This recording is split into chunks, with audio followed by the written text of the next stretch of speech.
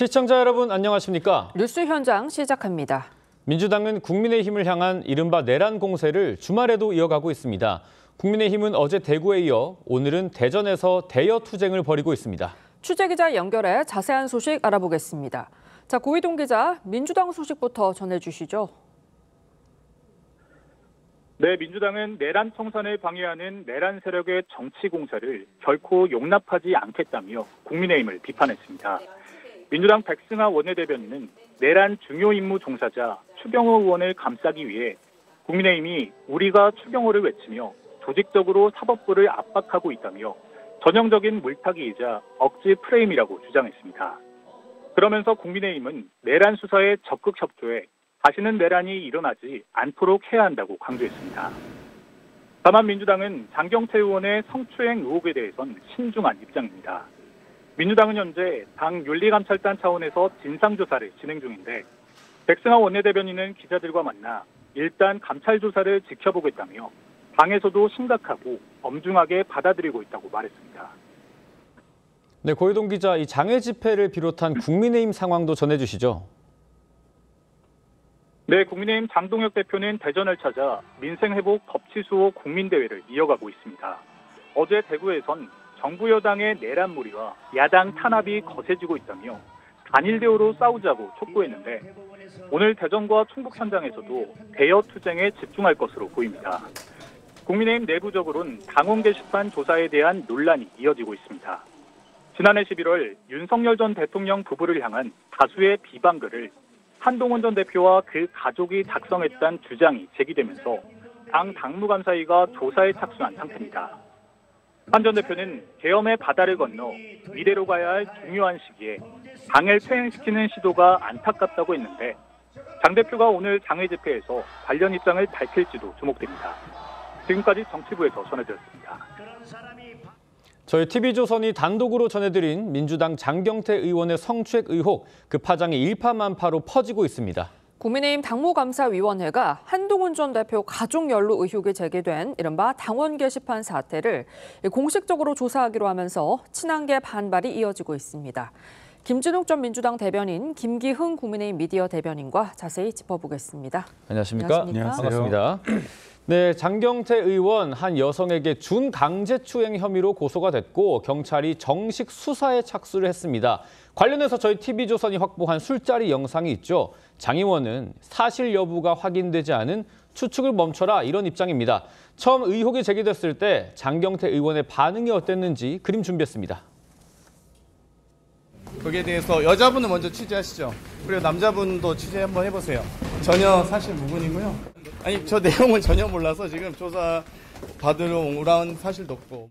당일에 추행 자체는 없었다는 거죠? 없었습니다. 네. 그 해당 고발장 보고 확인해서 강력하게 대응해야죠. 자, 장경태 의원은 성추행 의혹 보도에 대해 사실관계가 확인되지 않은 의혹 제기와 함께 이 공개된 동의 없는 촬영 영상은 명백한 무고라는 입장입니다. 어떻게 들으셨나요?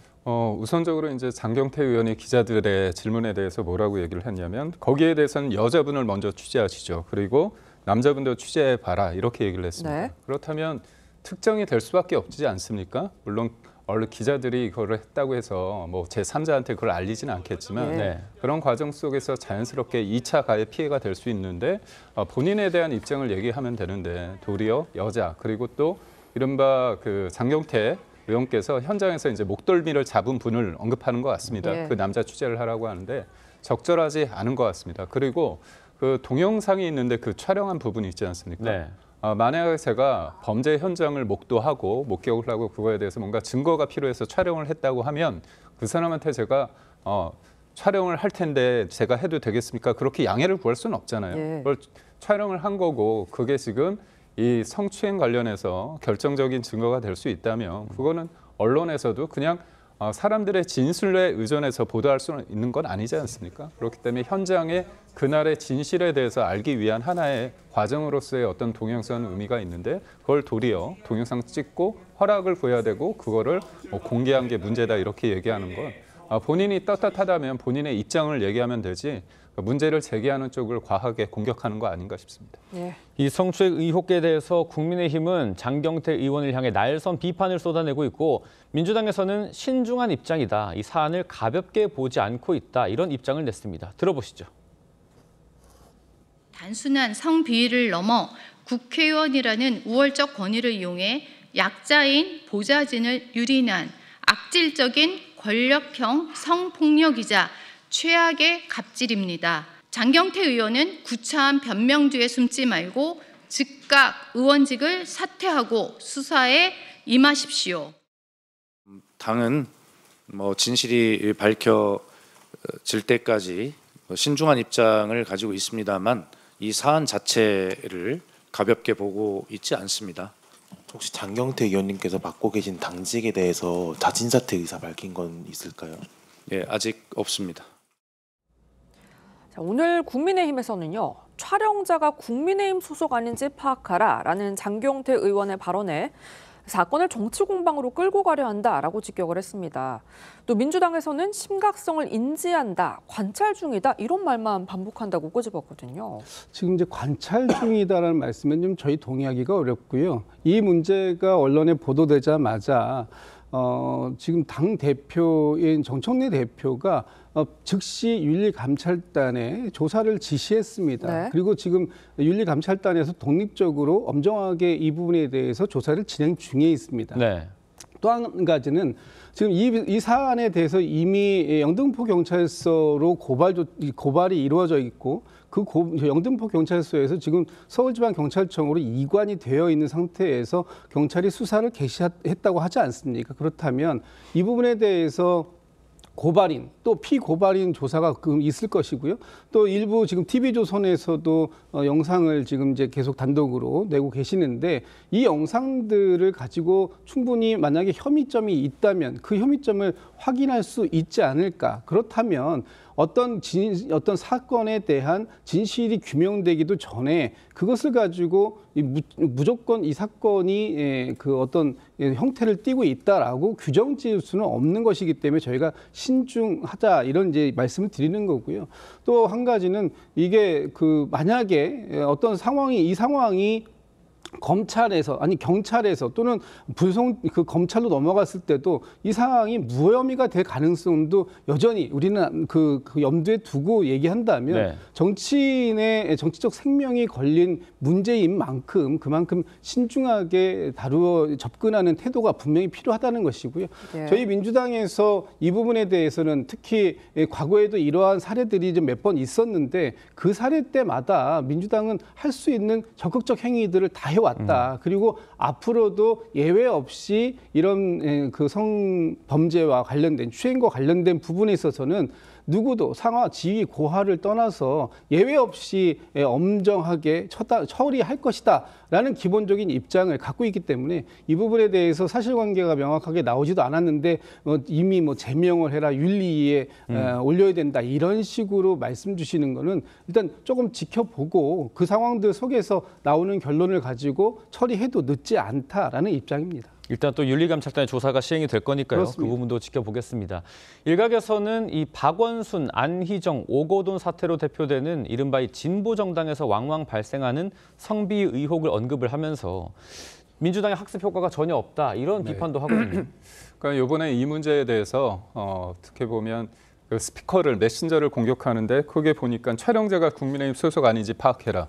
국민의힘 소속인지 아닌지가 뭐가 중요한 겁니까? 사실상 성추행이 있었느냐 그게 중요한 거고 예.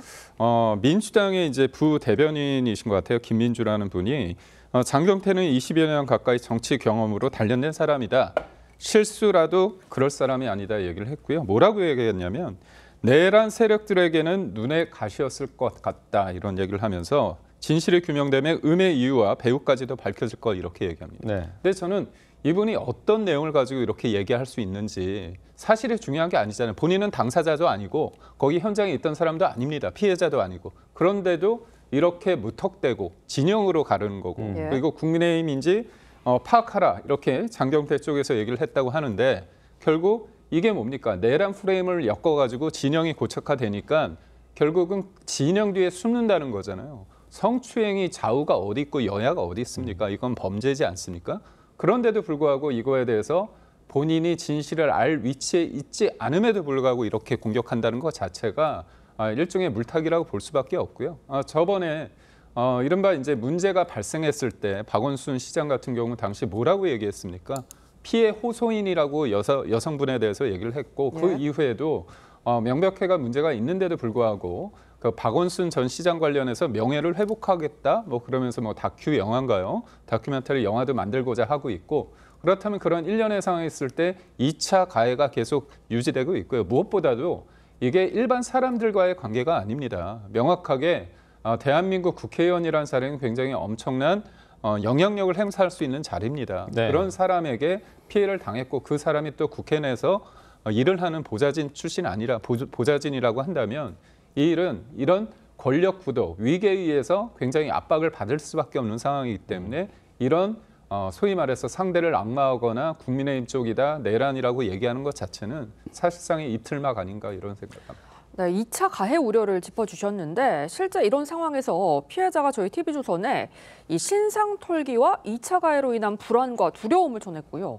변호사는 장 의원과 마주칠까 봐 출근을 하지 못하고 있다라고 전하기도 했는데 지금 2, 3차 가해를 막기 위한 조치도 필요해 보이거든요. 그런 조치가 필요할 것 같기 때문에 저희가 더더군다나 이 부분에 대한 발언을 신중하게 해야 한다라고 이제 보는 겁니다. 예. 지금 알려지기로는 이 피해 여성분이 장경태 의원실의 보좌진은 아니다라고 알려져 있습니다. 그렇기 때문에 1차적으로 이런 상황들이 발생되면 가장 중요한 건 가해자와 피해자의 분리 조치가 들어가는 것 아닙니까? 그런데 일단은 같은 의원실이 아니기 때문에 사실상 전체 의원회관 또는 국회라는 큰 공간 속에서의 분리가 어느 정도 이루어질 수 있을지 이 부분도 한번 점검을 해봐야 될 필요가 있고요. 그리고 이 사건이 최근에 일어난 사건이 아니라 이미 1년 전에 일어난 사건입니다. 그리고 TV조선에서도 1년 전에 그 당시에 사건이 일어났을 때 취재가 좀 이루어졌던 걸로 그렇습니다. 제가 알고 있고요. 그렇기 때문에 이 사안에 대해서 일부 알고 있는 사람들도 있었던 것 같습니다. 또 그리고 그 자리에 두 사람만 있었던 게 아니라 또 여러 사람들이 함께 자리를 하고 있었다라면 그 상황을 목격한 사람들도 있었을 것이고요. 주변에 있는 분들도 계셨을 텐데 이분들이 개인적인 의견이나 개인적인 생각들을 주변 사람들에게 얘기해서 그것이 또다시 무슨 찌라시의 형태로 돌고 이러지 않도록 주의를 좀 해주실 필요가 있고요. 이 사안에 대해서는 경찰이 엄정하게 지금 수사를 시행할 테니 필요한 사람들은 경찰에서 비밀리에 비공개적으로 증언들을 해주시면 될 것 같고요.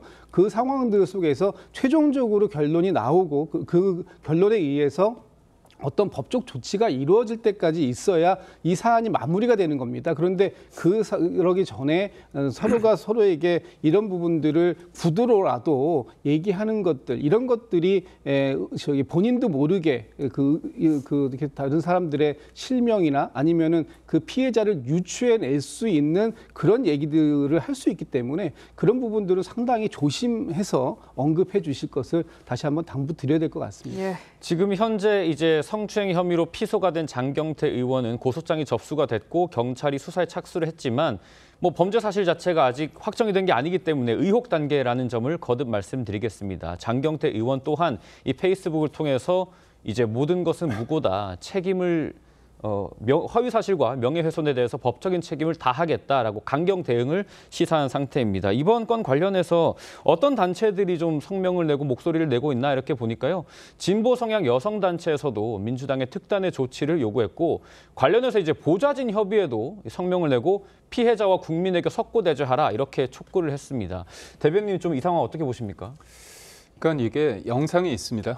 영상이 있는데 뭐 저도 영상의 내용을 봤을 때 굉장히 둘이 밀착된 상황에서 장경태 의원의 왼쪽 손이 여성 쪽으로 향하고 있거든요. 그래서 뭐 그 다음에 영상 부분은 스틸이 됐기 때문에 정지가 됐기 때문에 그거는 그 영상의 전반적인 상황을 봤을 때 그거에 대한 어떤 사실관계가 나올 수 있다고 봅니다.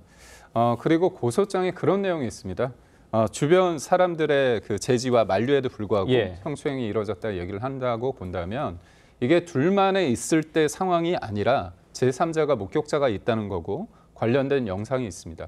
이 정도 됐으면 장경태 의원께서는 공직의 신분에 그러니까 어떻게 공적인 자리에 있기 때문에 이 여야를 그러니까 여러 가지를 불문하고 이거에 대해서 송구하다는 얘기를 하는 게 맞다고 봅니다. 그리고 내가 이 부분에 대해서 사실관계에 있어서 따지기 위해서 경찰 수사에 적극적으로 임하겠다 이런 얘기를 해야 되는데 계속 말씀하시는 건 보면 무고다. 그리고 나는 전혀 문제가 없다 이런 식으로 얘기를 하기 때문에 더 비판의 목소리가 커지는 것 같고요. 진보 쪽 여성 단체에서 문제를 삼았다. 이거는 진보와 보수의 문제는 아니기 때문에 예. 그리고 민주당이 어떻게 본다면 계속 끊임없이 성 관련 범죄가 잇따르고 있는 거는 팩트 아닙니까? 그렇다면 그 구조적인 문제가 무엇인가? 사실상 어떤 문제가 벌어졌을 때 진영 간의 지금 똑같은 겁니다. 진영의 한 문제로 소환을 시켜서 본인들의 잘못을 상대가 우리를 공격하기 위한 일종의 공작이다. 이런 프레임 속에서 물타기하는 것들이 계속 반복되다 보니까 결국은 이 구조적인 문제가 해결되지 않는 거 아닌가 그런 지적을 한 것 같습니다. 네, 저희는 국민의힘 소식도 짚어보겠습니다. 국민의힘 장동혁 대표가 취임 후 처음으로 계엄 당시 여당으로서 책임을 언급했습니다. 직접 들어보시죠. 민주당의 의회 폭거와 국정 방해가 결국 계엄을 불러왔습니다. 그렇지만 결과적으로 많은 국민들께 혼란과 고통을 드렸습니다. 충성스러운 군인들이 재판정에서 시련을 겪고 있고 민주당의 무모한 적폐몰이 때문에 사찰을 위협받는 공무원들도 있습니다. 저는 그 책임을 무겁게 통감하고 있습니다. 자, 다음 주면 비상계엄 1년이 되는 시기입니다. 장 대표가 보수의 심장인 대구에서 계엄에 대한 책임을 처음으로 언급을 했습니다. 이번에 처음으로 이 명확한 입장을 드러낸 걸로 보이는데 좀 어떻게 들으셨습니까? 글쎄요, 어떤 책임을 명확하게 말씀 주신 건지 잘 이해가 되지 않습니다. 그 책임이라는 것이 결국은 민주당 탓을 하는 것 아닙니까? 그렇기 때문에 그 국민의힘에서 12.3 비상계엄이 잘못된 것이다, 위헌적이었던 것이다. 이 부분, 그리고 또 윤석열 전 대통령의 탄핵을 막지 못했다라고까지 얘기를 하는데 그 헌법재판소에서 윤석열 전 대통령을 파면에 이르기까지 한 이 상황들, 이것이 어떻게 민주당의 탓인가? 네. 본인들 스스로가 그 책임을 져야 할 부분에 대해서 남탓 정치를 이렇게 하시면 안 된다 이런 말씀 드리고요. 뭐 그 얼마 전에 우리가 황교안이다 이렇게 말씀하셨는데 어제 말씀하시는 거 보면 결국은 우리가 추경호다 이런 말씀 지금 하고 계시는 거 아닙니까? 결국 계엄의 강을 건너지도 못했고 건널 생각도 없다 이렇게 비판적으로 말씀드릴 수밖에 없을 것 같습니다. 네, 국민의힘의 사과 메시지가 나올지 관심이 쏠리고 있는데 당내 소장파를 중심으로 연판장이나 기자회견 등 사과 메시지를 지도부 대신해서 내겠다는 입장까지 나오고 있습니다. 지도부는 함께 싸우자고 강조하고 있죠. 직접 들어보시죠. 당내 분위기는 사과해야 된다는 분들이 더 많이 계십니다. 이제 저랑 같이 메시지를 내실 의원님들이 좀 계시고 네.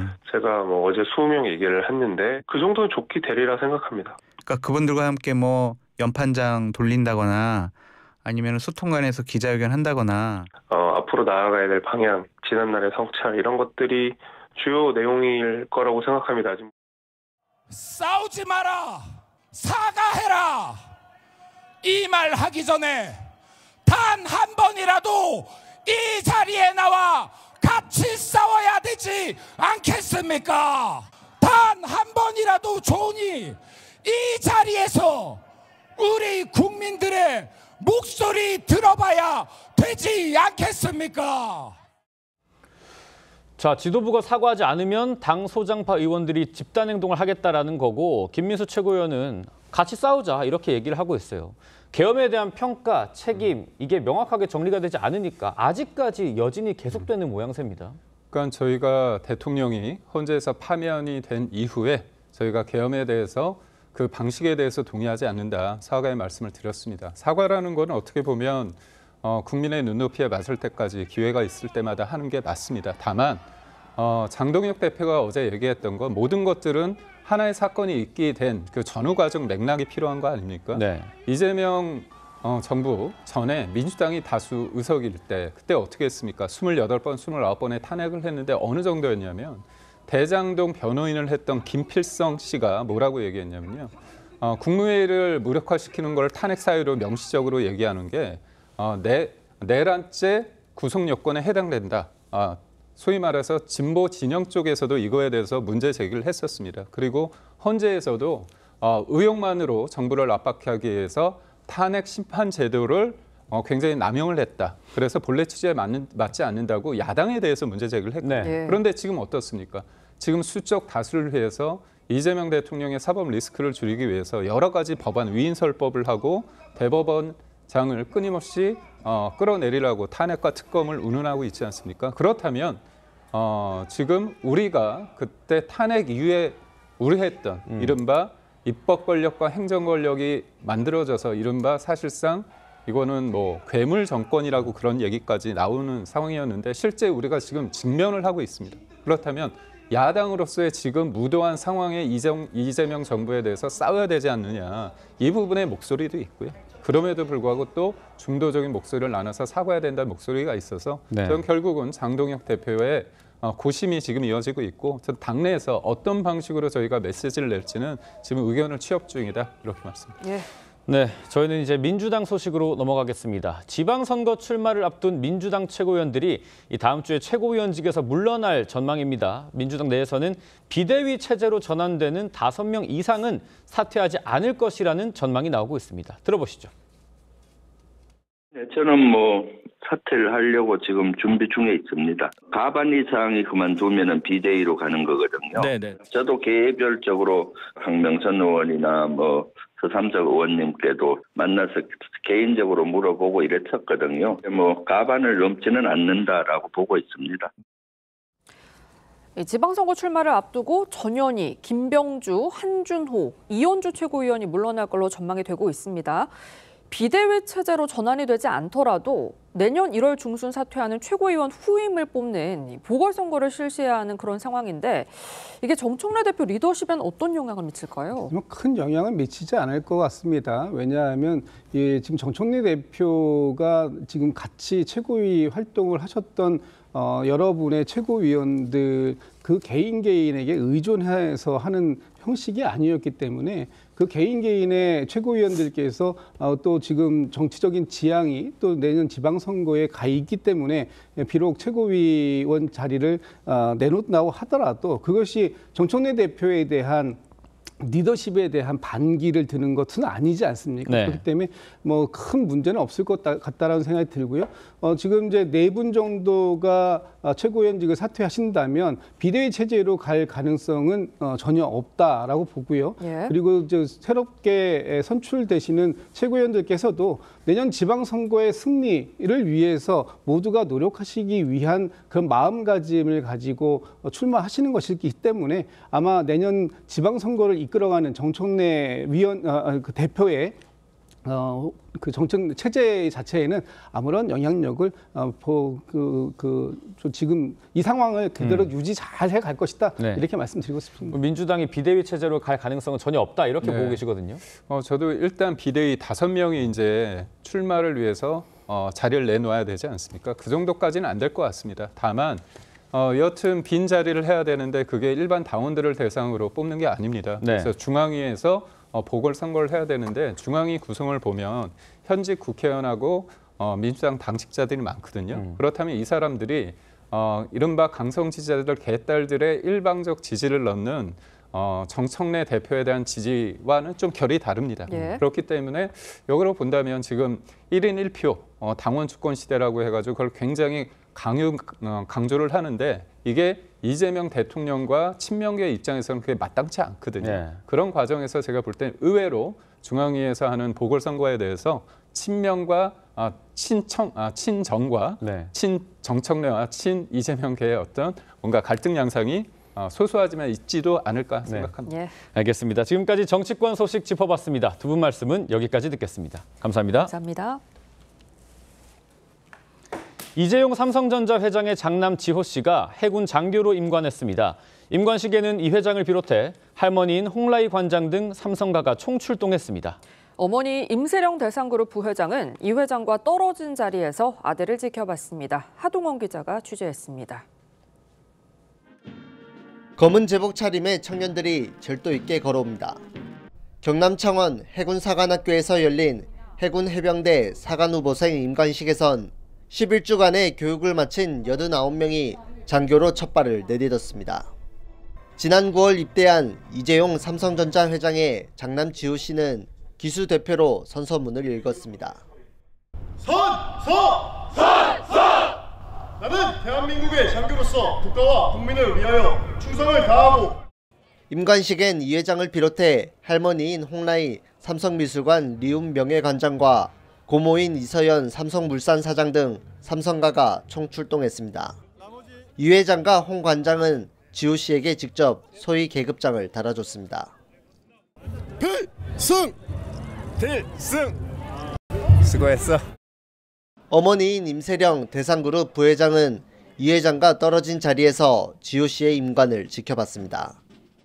2009년 이혼한 이후 이 회장과 임 부회장이 공식 석상에서 함께한 건 이번이 처음으로 계급장 수여식이 끝난 뒤 아들을 만났습니다. 이 회장의 장남 지호 씨는 5주간 추가 군사 교육을 받은 뒤 함정 통역 장교로 복무합니다. 지호 씨의 군 복무 기간은 훈련 기간을 포함해 39개월로 복무를 연장하지 않으면 2028년 12월 전역합니다. TV조선 하동훈입니다. 한 줄을 달군 사건 사고 소식 짚어보겠습니다. 하재근 사회문화평론가 나오셨습니다. 안녕하십니까? 안녕하십니까? 네, 이재용 삼성전자 회장의 장남 이지호 씨의 해군 장교 임관식에 삼성가가 한자리에 모였습니다. 지호 씨의 어머니 임세령 대상홀딩스 부회장 일가도 참석을 해서 주목을 받았죠. 먼저 임관식에 참석한 이재용 회장 모습 보시죠. 필승! 사관후보생 이지호는 2025년 11월 28일 구로 해군 서위에 임명을 명받습니다. 예, 신고합니다. 필승! 네, 아버지 이재용 회장이 직접 계급장을 달아주는 모습이 눈에 띄었는데요.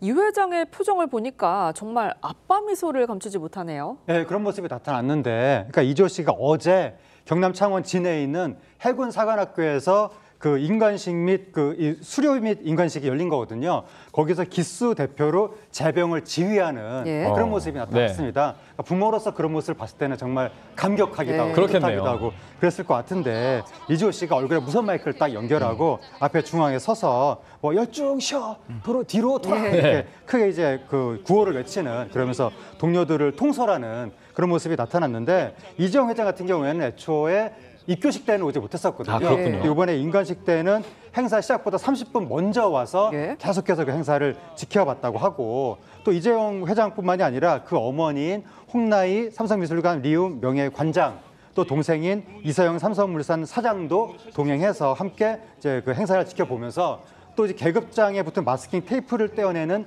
계급장 수여식이 있거든요. 그 수여식에는 아버지인 이재용 회장하고 어머니인 홍라희 관장이 함께 할머니인 홍라희 관장이 함께했습니다.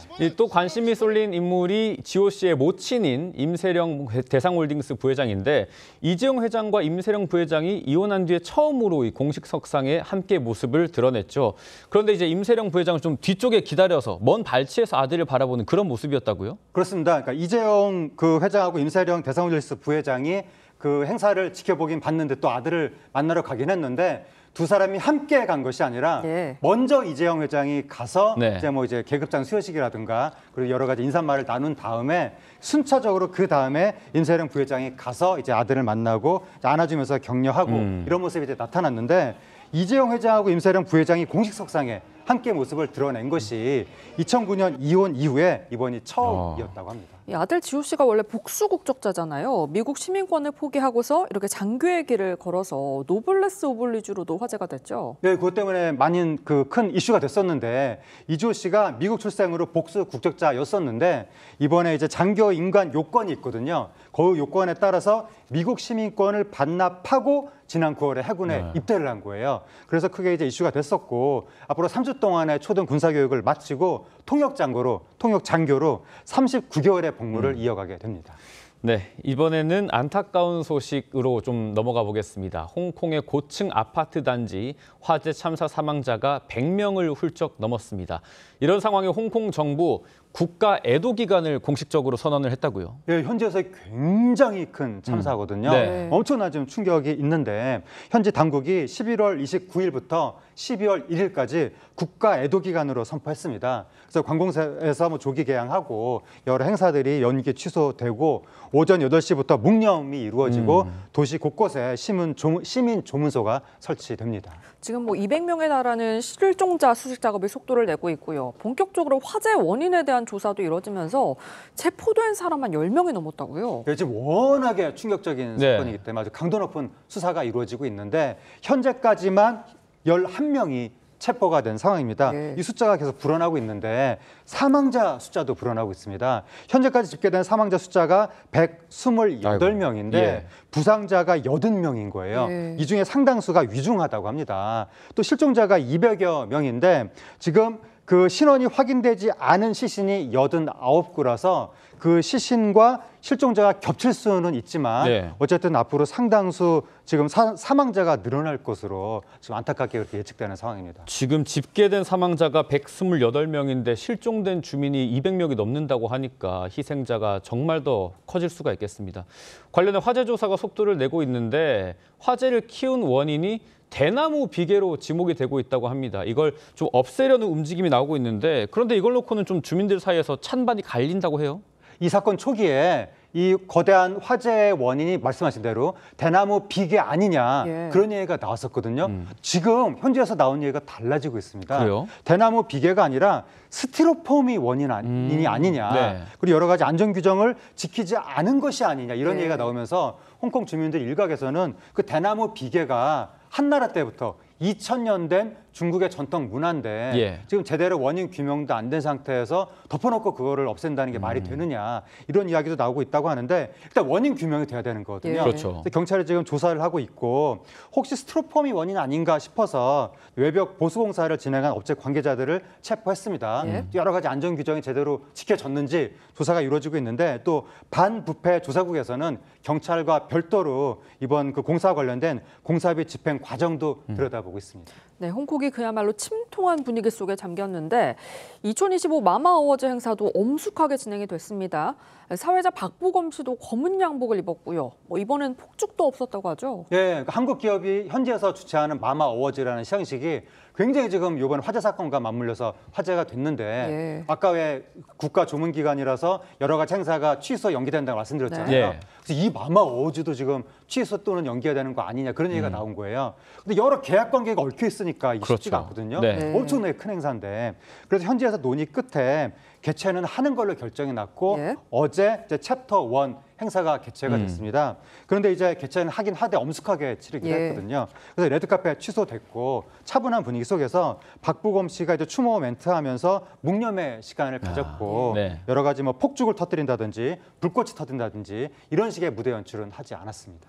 시상식이 지금 화재 참사를 추모하는 분위기로 진행이 됐고 그런데 홍콩하면 또 K-팝이 인기가 상당히 많은 곳이잖아요. 소속사부터 아이돌까지 이 화재 복구를 위해서 큰 힘을 보태고 있다고요? 네, 이번이 너무나 좀 안타까운 큰 참사라서 우리나라 지금 엔터테인먼트 기업들도 너도나도 지금 팔을 걷어붙이고 지금 도움의 손길을 보내고 있습니다. 그래서 하이브 측에서 지금 5억 원, 홍콩 돈으로 266만 홍콩 달러 이 정도를 지금 기부했고 JYP 엔터테인먼트도 200만 홍콩 달러, 우리 돈으로 3억 7,700만 원 정도, SM 측에서도 175만 홍콩 달러, 한 3억 3천만 원 정도, 그 외 여러 가수들도 각각 개별 가수 명의로 잇따라 지금 기부하고 있습니다. 지금까지 하재근 사회문화평론가와 사건 사고 소식 짚어봤습니다. 감사합니다. 감사합니다.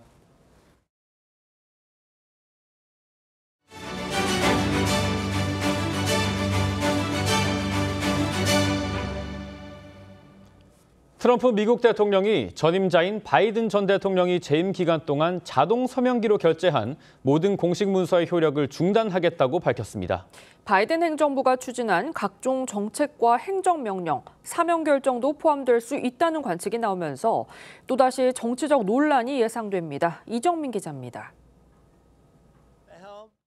현지 시간 28일 트럼프 대통령이 SNS에 바이든 전 대통령이 자동 서명기인 오토펜으로 서명한 문서가 92%였다며 해당 문서들을 폐지하고 문서들은 더 이상 효력이 없다고 밝혔습니다. 미국 대통령이 사용 승인을 안 했다면 오토펜은 사용이 금지된다면서 바이든 전 대통령이 직접 서명하지 않은 모든 행정명령을 취소한다고 강조했고 오토펜 운용을 불법으로 했기 때문이라고 덧붙였습니다. 만약 바이든 전 대통령이 오토펜 서명에 관여했다고 주장하면 위증 혐의로 기소하겠다고 압박하기도 했습니다. 다만 바이든 행정부가 서명한 문건 중 어떤 것이 정지되는지는 언급하지 않았는데 각종 행정명령뿐 아니라 사면 결정 등도 포함될 수 있다는 관측입니다. 이번 조치는 최근 백악관 인근에서 주 방위군 병사 2명이 아프가니스탄 이민자의 총격을 받은 뒤 트럼프 대통령이 제3세계 출신 이민자들의 미국 이주를 영구 중단시키며 이민자 차단에 박차를 가하는 와중에 발표됐습니다. We must now re-examine every single alien who has entered our country from Afghanistan under Biden. 이번 초강수로 트럼프 대통령은 또다시 법적, 정치적 공방에 휘말릴 수 있다는 관측이 나옵니다. TV조선 이정민입니다.